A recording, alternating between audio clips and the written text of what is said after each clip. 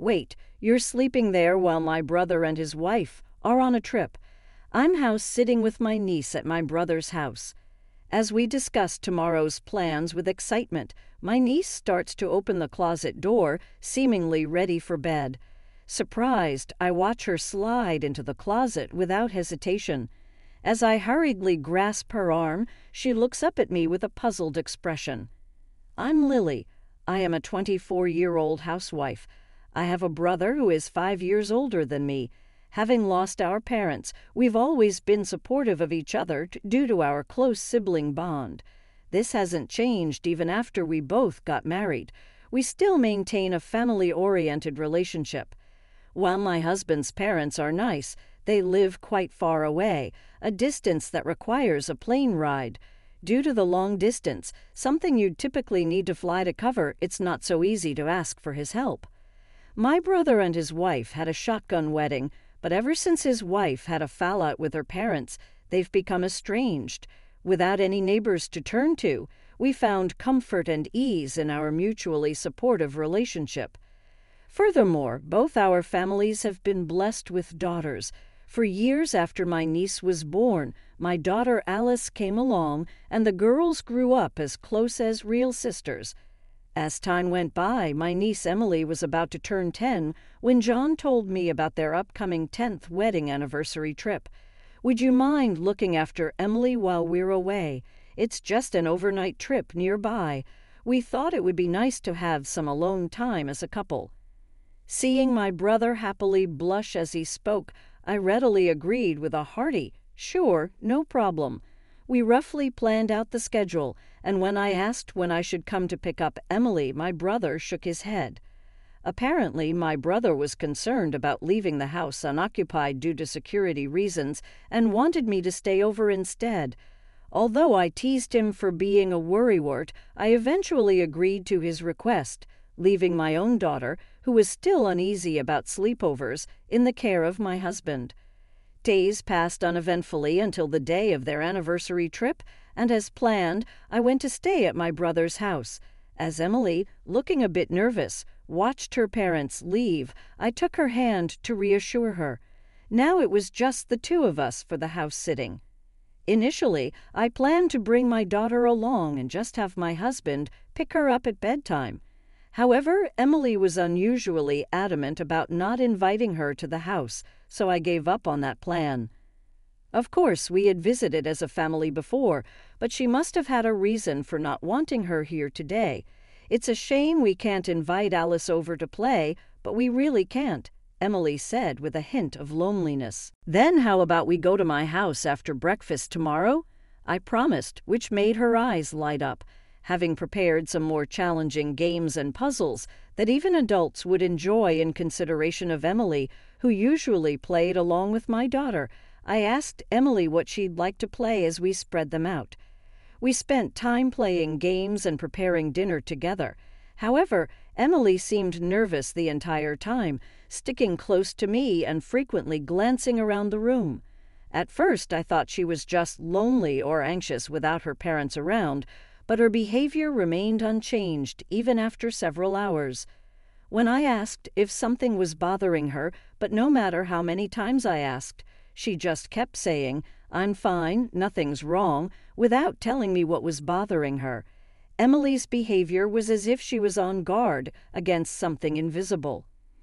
I would come to understand its meaning only when bedtime arrived. Changing into her pajamas, Emily said with a smile, "Let's go to bed early today and start out for Aunt Lily's house in the morning," as she opened the closet door. Inside was a set of bedding prepared at some unknown time. As I was struggling to grasp the meaning of this, Emily quickly laid down on the mattress and attempted to close the closet door, saying goodnight. "Wait, Emily, you're sleeping in there," I blurted out somewhat louder than I intended. Emily replied with a serious face, "Yes, but it's okay. I'll leave it slightly open.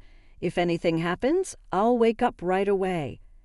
I tried to hide my confusion as I suggested, "Why don't we sleep together tonight?" After a few tries, Emily finally agreed and reluctantly got into my bed. She asked if it was okay to keep the bedding in the closet as her hiding spot, and even though it deepened the mystery for me, I naturally agreed. I then cheerfully asked, "Why do you need a hiding place?" After she made me promise not to laugh, she whispered her answer, "The monster is coming." If that were all there was to her story, I would have thought it endearing in the way children are. However, the story that followed was enough to make me believe in the existence of the monster. Emily shivered and clung to my arm. The monster is very scary and clever. That's why it only comes when Daddy is not here. Mommy says I can't leave the closet until she has driven the monster away. She always cries while she's driving it away. I tried to help her once, but it was too scary when it pounded on the closet door. Hugging the trembling Emily, I let out a sigh inside. This monster was probably real. It probably wasn't a ploy to get a night owl kid into bed. I was caught off guard by my sister-in-law's affair, and I didn't know what to do. If the monster was her lover, it wouldn't come to this house when she wasn't here. Still, Emily believes the monster comes on the days when her father isn't home. The evidence was that today, when my brother wasn't around, she kept asking not to invite my daughter over and never left my side, always keeping an eye on the windows and the front door. Thinking of sweet Emily and my brother, who trusts his wife, made me angry at my sister-in-law. But I wanted to reassure Emily more than anything else. I squeezed her hand and smiled at her. "It's okay because Aunt Lily is here today. The monster is smart, right? So it might get scared and not come in because it sees a stranger. Also, your mom, who's always targeted by the monster, is with your dad today, so the monster can't approach her." Still not knowing the true identity of the monster, Emily's face remained clouded with anxiety, and as time passed, she began to fear the monster's imminent arrival. I managed to calm her down as she suggested hiding in the closet together by telling her she could talk to me about anything that bothered her about the monster. I hoped that by addressing each of her concerns one by one, Emily would eventually feel sleepy. However, after hearing another fact from Emily, I couldn't sit still and ended up rushing out of the house with her still in her pajamas. I quickly drove back home, explained the situation to my husband, and then he headed to my brother's house. I had my husband and his friends stay over there. Around 10 p.m. that day, when my husband and his friends had headed over to my brother's house, I received a call from my brother, who was on vacation, asking about Emily's condition. "Did Emily go to bed? Forget about your husband and daughter and get some rest yourself. Make sure to lock the doors, okay? Good night." After asking about Emily, my brother's final words were to ensure I locked up and got some sleep. I was sternly told not to leave the house, and I struggled to keep my voice steady. After hanging up, I looked at Emily, who was sound asleep with my daughter, and pledged to drive the monster away. The next morning, my husband, who had stayed overnight at my brother's house, came back. My body trembled with fear and anger as he told me what happened last night. Relieved that my decision from yesterday had been the right one, I spent the rest of the day at home with Emily and my family, waiting for my brother and his wife to come pick her up. When my brother saw us, he was quick to question why Emily and I had left the house during the night. "Why didn't you guys stay at the other house? I told you repeatedly not to leave our home. What were you thinking going back to your own place after agreeing not to?" My brother's strong protest that I had broken my promise was met with a surge of discomfort. I coolly asked him how he knew we weren't home while he was on vacation. My brother then responded, "I've given Emily a smartphone with a GPS function." His eyes were evasive as he answered. If that were true, then he wouldn't have insisted so persistently on the phone last night for us not to leave the house.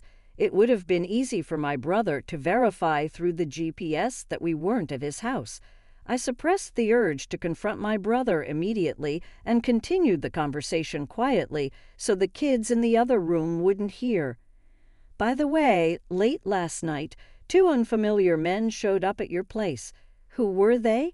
Why would they come to a house that should only have Emily and me in the middle of the night?"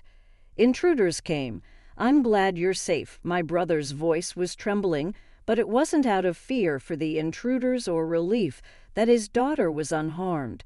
His gaze darted around as if carefully selecting his words. "Hey, about those guys," I pressed my brother further, demanding to know who the suspicious men were. But my sister-in-law cut me off, perhaps to prevent more questioning. She loudly called Emily over, insisting they leave. As Emily, who had been playing in the other room, timidly showed her face, her mother forcefully took her hand.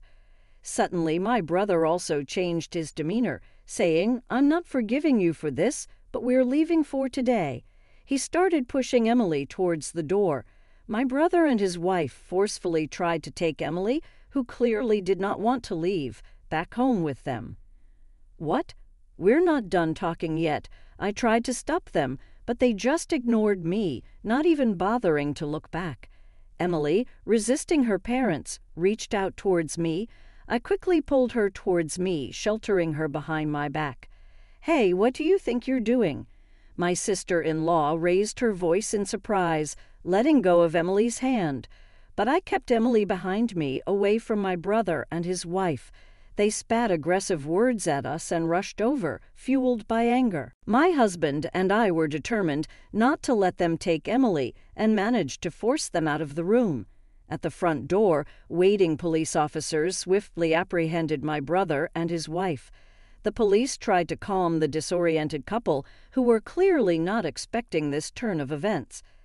Understanding their predicament, my brother argued, "If you don't give us back our daughter, then you should be the ones getting detained." My sister-in-law added, "They took our daughter from home and locked her up here. Please save Emily right away. You shouldn't be holding me back." "I won't run or hide, so let me go," my brother shouted. Emily and my daughter, who had noticed the commotion and come out, were talking behind me, looking surprised. My daughter innocently remarked, "She doesn't seem locked up at all." I'm not sure whether my brother heard her or not, but he turned to Emily and commanded her to come to him in a strong tone. Yet the severity of her father's demeanor scared her, and she refused to leave my side.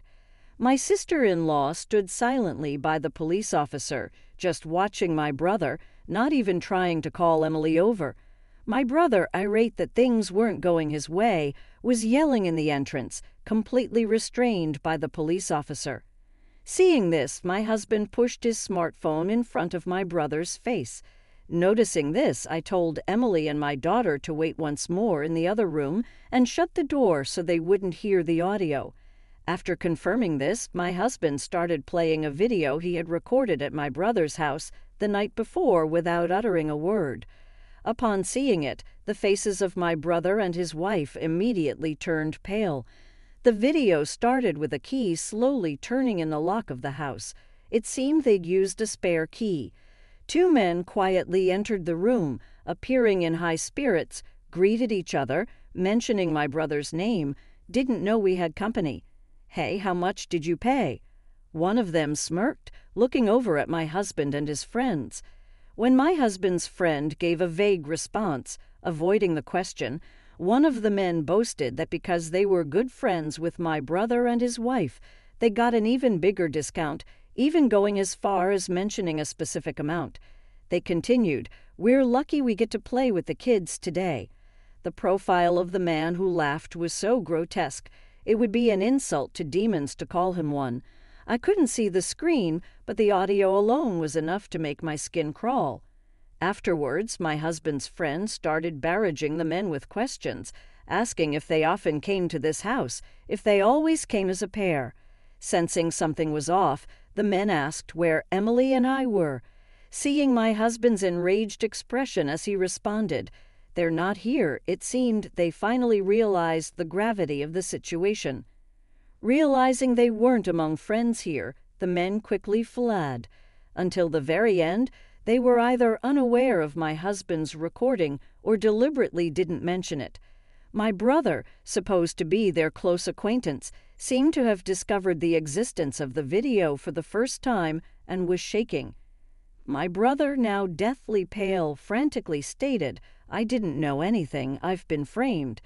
I had thought until watching this video that my brother was uninvolved and that my sister-in-law was the mastermind behind everything. However, the video contained clear evidence of my brother offering up Emily and me.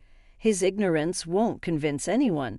My brother was taken away by the police, and my sister-in-law feigned ignorance of the situation. But the police officer, who had already heard Emily's testimony, asked her to accompany him because he had many questions to ask her. Thus, they ended up in custody together.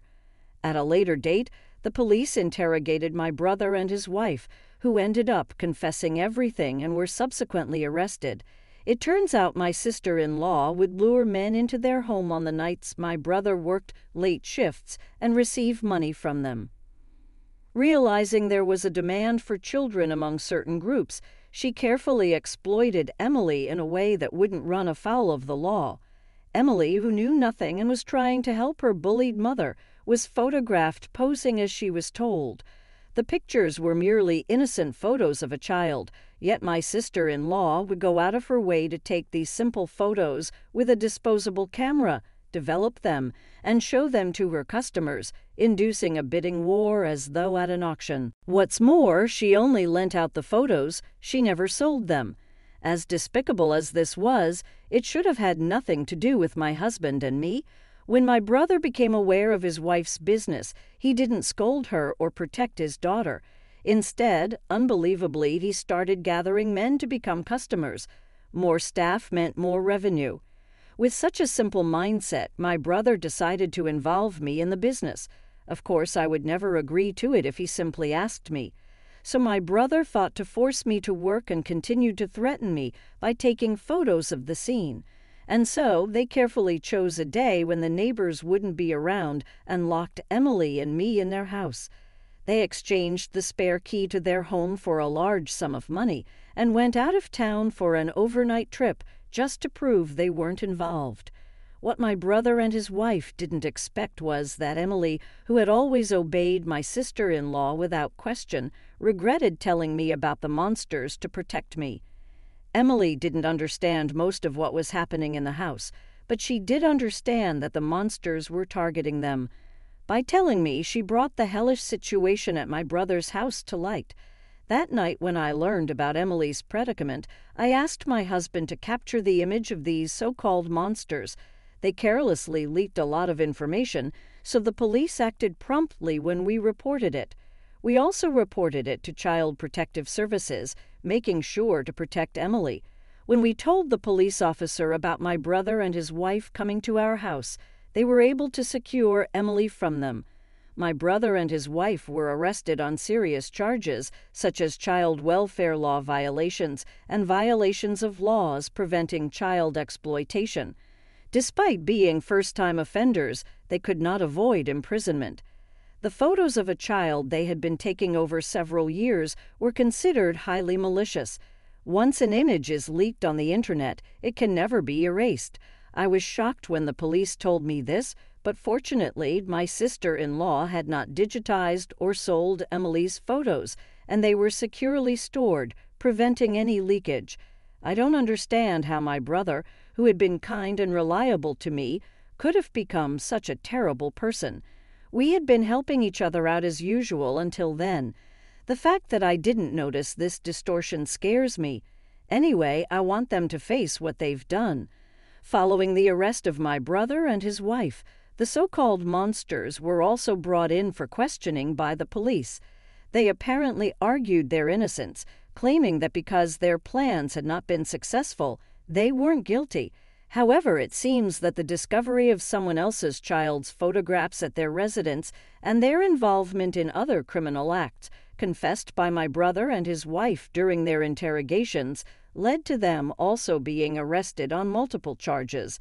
After we took care of the monsters lurking in our lives, we went to the Child Protective Services to inquire about Emily's situation. Her parents were arrested, leaving her without anyone to care for her. In fact, they were unfit to be guardians in the first place, so custody of Emily was taken away from my brother and his wife. That said, neither my brother nor I have any living parents, and my sister-in-law's family is completely estranged. We learned that if no one from my sister-in-law's family would agree to take her in, Emily would be taken in by foster parents. After talking it over with my husband, we decided to adopt Emily.